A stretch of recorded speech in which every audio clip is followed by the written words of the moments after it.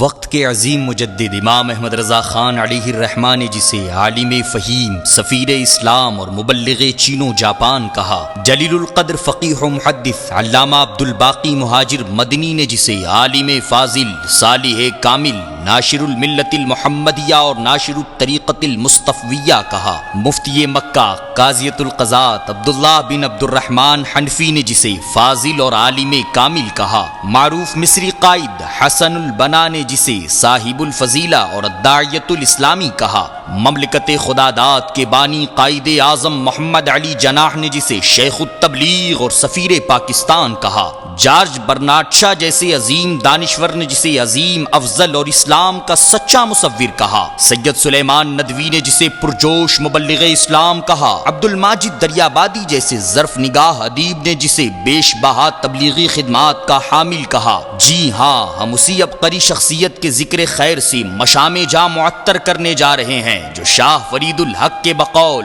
Back وقت عالم بھی تھے، صوفی باصفا بھی، قدیم علوم کے شہ سوار ہونے کے ساتھ ساتھ جدید علوم کے نابغائے روزگار بھی، کاروباری معاملات میں ایک بہترین تاجر بھی اور میدان سیاست کا ایک درخشندہ ستارہ بھی۔ ہاں وہی ابر گوہربار جو 1892 عیسوی میں سرزمین میرٹھ کی افق سے اٹھا تو پوری کائناتی عرضی پر جھوم جھوم کر برسا۔ دیار عرب ہو یا بلاد عجم، جنوبی امریکہ کی غیر مہذب قوم ہو یا شمالی امریکہ کا جدید سائنٹیفک ماحول، افریقہ کی سنگ لاخ زمین ہو یا مصر و شام کا سرابی صحرا، انڈونیشیا اور سنگاپور کے جزائر ہوں یا یورپی دنیا کے دلکش مناظر، رحمت خداوندی کا یہ صحاب کرم سب پر ابر نیساں بن کر برسا۔ دی اذان کبھی یورپ کے کلیساؤں میں، کبھی افریقہ کے تپتے ہوئے صحراؤں میں، نقش توحید کا ہر دل پہ بٹھایا ہم نے، زیر خنجر بھی یہ پیغام سنایا ہم نے، محفل کون و مقام سحر و شام پھرے،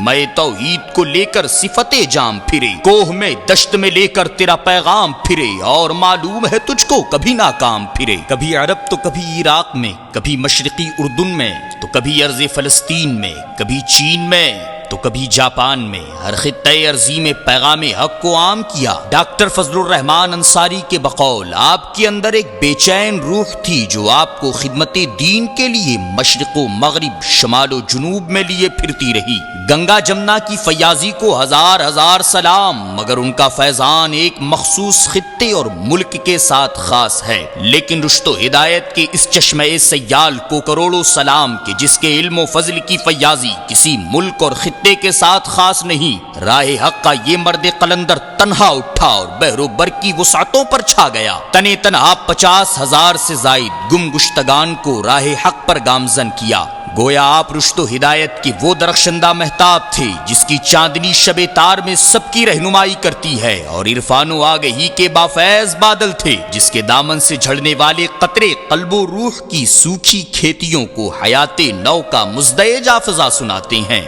مبلغ اسلام کا دور 1892 تا 1954 بڑا ہی ہنگامہ خیز رہا۔ اسی دور میں دو عالمی جنگیں ہوئی، ارض فلسطین پر اسرائیل کا ناپاک وجود ہو یا خلافت عثمانیہ نے اپنی آخری سانس لی، بر صغیر ہند و پاک میں سیاسی، مذہبی اور مسلکی طوفان کی قیامت خیز لہریں اٹھ رہی تھی۔ ایسے نازک ترین دور میں مبلغ اسلام نے ملکی و عالمی مسائل کو سلجھانے میں اہم کردار ادا کرنے کے ساتھ مذہب اسلام کے پیغام توحید و رسالت کو پوری دنیا میں عام کیا۔ ہند و حجاز ہی نہیں، 3 درجن سے زائد ممالک کے آفاق پر مہر منیر بن کر چھا گئے۔ بارگاہ خداوندی سے زبان و بیان میں وہ شیرینی اور اثر آفرینی ملی کہ جس نے معروف فلسفی جارج برنارڈ شاہ اور ٹوکیو کے پروفیسر این.ایچ. برلاس تک کو یہ کہنے پر مجبور کر دیا کہ اگر اسلام کی شبیہ یہی ہے جسے آپ پیش کر رہے ہیں تو مستقبل میں پوری دنیا کا مذہب دین اسلام ہوگا۔ تقریر کے ساتھ تصنیف و تحریر میں آپ منفرد المثال تھے۔ عربی،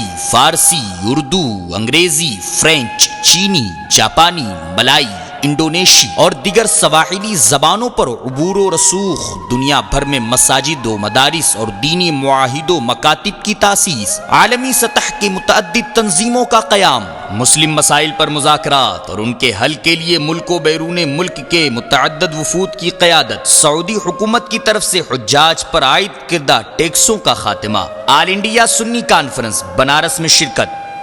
انگلستان، فرانس، اٹلی، برٹش گیانا، مڈغاسکر، سعودی عرب، ٹرینیڈاڈ، امریکہ، Philippines, Singapore, Malaysia, Thailand, Indonesia, Ceylon, Burma, چین، جاپان، ماریشس، جنوبی و مشرقی افریقہ کی نوآبادیات، عراق، اردن، فلسطین، شام اور مصر وغیرہ کے تبلیغی دورے، دینی و عصری علوم میں مہارت، مختلف زبانوں میں رسائل و مجلات اور اخبارات کی اشاعت، اسلام کی ابتدائی تعلیمات، تبلیغ اسلام کے اصول، اسلام اور اشتراکیت، مسائل انسانی کا حل، اسلام میں عورت کے حقوق، مرزائی حقیقت کا اظہار،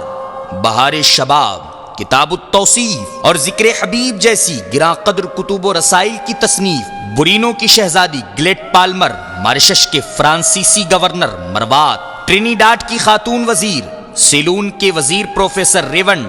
کنگ بری اور سنگاپور کے بیرسٹر مسٹر دت جیسے ارباب حکومت و اصحاب فکر و نظر کے دل میں مذہب اسلام کی بے کنی مبلغ اسلام کے حیات طیبہ کے عظیم کارنامے ہیں۔ بیش بہا دینی خدمات کے صلے میں اللہ جل شانہ نے آپ کو قابل رشک موت عطا فرمائی۔ 22 ذوالحجہ 1374 ہجری مطابق 22 اگست 1954 عیسوی کو گنبد خضرا کی حسین چھاؤں میں عازم سفر آخرت ہوئے اور خانوادہ صدیقیہ کی ماں ام المومنین حضرت عائشہ صدیقہ رضی اللہ تعالی عنہا کے قدموں میں جگہ پائی۔ خاک ہو کر عشق میں آرام سے سونا ملا،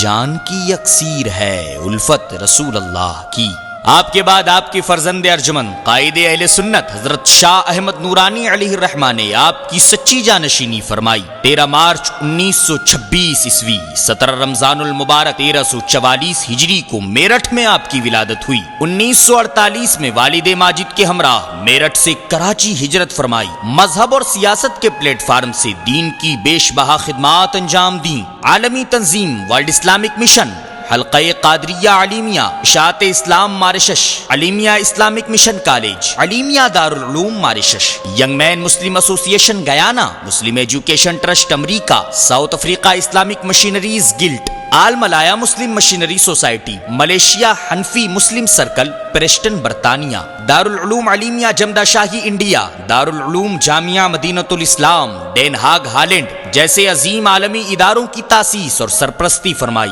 دنیا کے مختلف ممالک میں تبلیغ دین کے ذریعے 70,000 سے زائد لوگوں کو جادہ حق پر گامزن کیا۔ 1972 عیسوی میں پاکستان کے عبوری آئین میں مسلمان کی تعریف داخل کرا کے قادیانیوں کو غیر مسلم اقلیت قرار دلوانا، پاکستان میں نظام مصطفیٰ کا نعرہ مستانہ بلند کرنا، تحفظ ختم نبوت کی تحریک برپا کرنا اور جمعیتی علماء پاکستان، ورلڈ اسلامک مشن اور متحدہ مجلس عمل پاکستان کی مسند صدارت کی زینت بننا آپ کی زندگی کے عظیم کارنامے ہیں۔ ہندوستان میں ان دونوں بزرگوں کی عظیم علمی کرامت دارالعلوم علیمیہ جمدہ شاہی ضلع بستی یوپی انڈیا ہے۔ حضور مبلغ اسلام جمدہ شاہی کی سرزمین پر 2 بار تشریف لائے۔ آخری سفر 1945 عیسوی میں ہوا، جس میں آپ کی خواہش پر جماعت علیمیہ مسلمانان جمدہ شاہی نے ایک مدرسے کی تاسیس کا پروگرام بنایا۔ جنوری 1952 میں چھپر کی شکل میں اس ادارے کا قیام ہوا۔ 1972 میں دارالعلوم کی شکل اختیار کر گیا۔